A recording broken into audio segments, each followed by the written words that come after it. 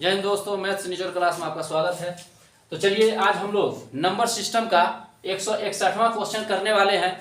और अभी तक जो है आप मेरे चैनल को फॉलो नहीं किए हैं, सब्सक्राइब नहीं किए हैं, तो फौरन जो है सब्सक्राइब कर दीजिए।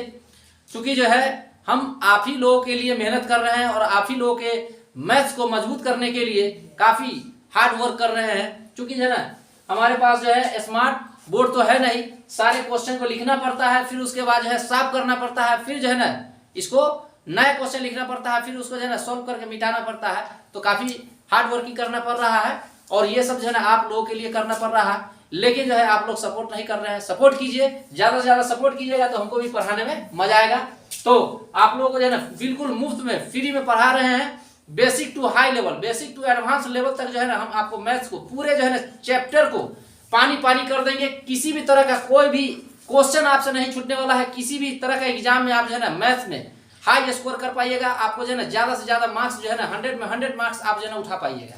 तो आप जो है मेरे चैनल को जरूर सब्सक्राइब कीजिए और मेरे चैनल से जुड़े रहिए। तो चलिए क्वेश्चन 161 क्या बोलता है। किसी संख्या को 8 से गुना करके गुणनफल में 12 जोड़ दिया जाता है। इस प्रकार मिलने वाली संख्या यदि 7 से पूर्णतः विभाजित हो तो वह छोटी से छोटी संख्या क्या होगी। तो हमको वो छोटी से छोटी संख्या तो मालूम नहीं है और कौन सी संख्या है कि उसमें 8 से गुना कर देते हैं तो गुणनफल में 12 जोड़ देने पर वो संख्या जो है 9 से कट जाएगा। तो वो संख्या हमको मालूम नहीं है। तो मालूम नहीं है तो हम क्या कर लेंगे, x मान लेते हैं और इस x में अगर हम 8 से गुना कर देते हैं और गुणनफल में फिर कितना जोड़ने के लिए बोला है, गुणनफल में 12 जोड़ देते हैं तो ये जो है ना संख्या आपको 7 से पूरी तरह से विभाजित हो जाएगी, है ना। 7 से पूरी तरह से विभाजित हो जाएगी तो वो संख्या कौन सी है। तो हम ऑप्शन से इसको जो है सेलेक्ट करते हैं। ऑप्शन से जो है हम इसको बनाएंगे। अगर हम x के जगह पर 9 रख देते तो 9 8 कितना हो जाएगा 72 प्लस 12 बटा में 7 कितना हो गया 84 हो गया।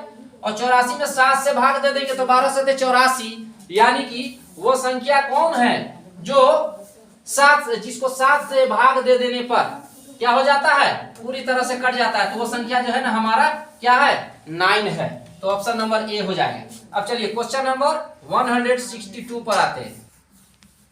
चलिए ये भी क्वेश्चन आपका पिछले जैसा क्वेश्चन ही है, 161 जैसा ये क्वेश्चन है। देखिए बोलता है किसी संख्या को 8 से गुना करके गुणनफल में 12 जोड़ा जाए। इस प्रकार मिलने वाली संख्या 11 से पूर्णतः विभाजित हो तो वह छोटी से छोटी संख्या क्या होगी। तो देखिए वो छोटी से छोटी संख्या x है जिसमें 11 से अगर हम 8 से गुना कर देते हैं, 8 से गुना कर देते हैं और गुना करने के बाद बोलता है कि गुणनफल में यानी कि इस 8x में 12 जोड़ देने पर यह संख्या जो है 11 से पूरी तरह से कट जाती है।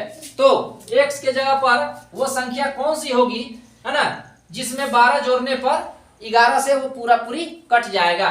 तो देखिए x के जगह पर अगर हम रख देते हैं ऑप्शन नंबर, अगर हम a को रखते हैं तो 8 8 64, 64 में 12 जोड़ देंगे तो कितना हो जाएगा, 64 में 12 जोड़ देंगे तो 76 हो जाएगा, जो कि 11 से नहीं कटेगा। अगर 4 को ले लेते हैं तो 8 चौका 32, 32 और 12 कितना हो गया 44, 44 में अगर 11 से भाग दे देते हैं तो पूरी कट जाएगा ना।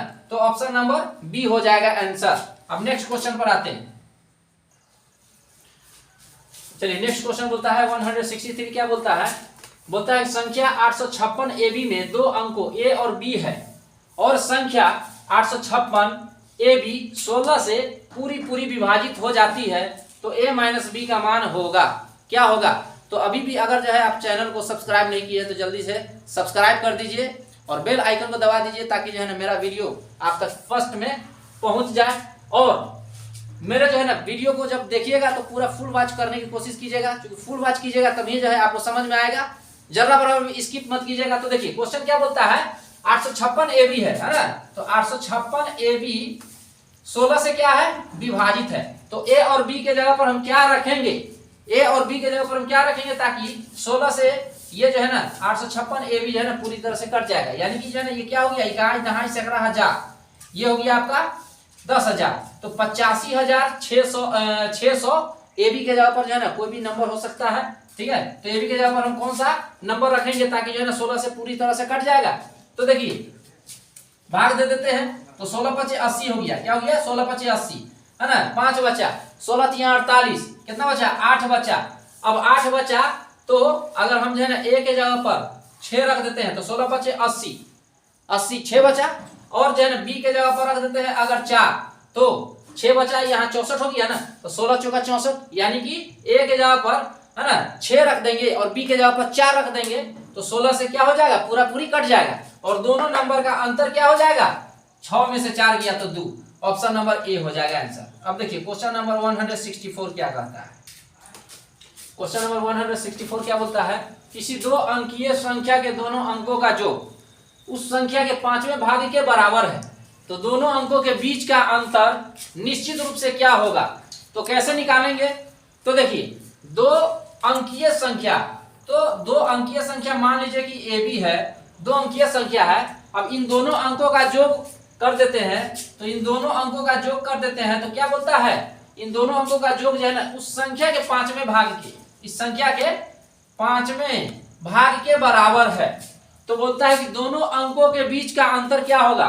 तो देखिए यहाँ डबल वेरिएबल है, डबल वेरिएबल है और जो है ना डबल वेरिएबल रहता है तो जब एक वेरिएबल का मान मालूम हो जाता है तब ना सेकेंड वेरिएबल का मान मालूम होता है, लेकिन यहाँ पर तो जो है ना दोनों वेरिएबल का मान ही मालूम नहीं है तो हम अंतर कैसे निकाल लेंगे।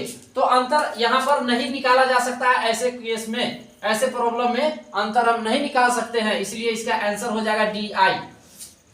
नेक्स्ट क्वेश्चन, क्वेश्चन नंबर 165 क्या कहता है, 3 संख्याओं का औसत 5.7/3 है।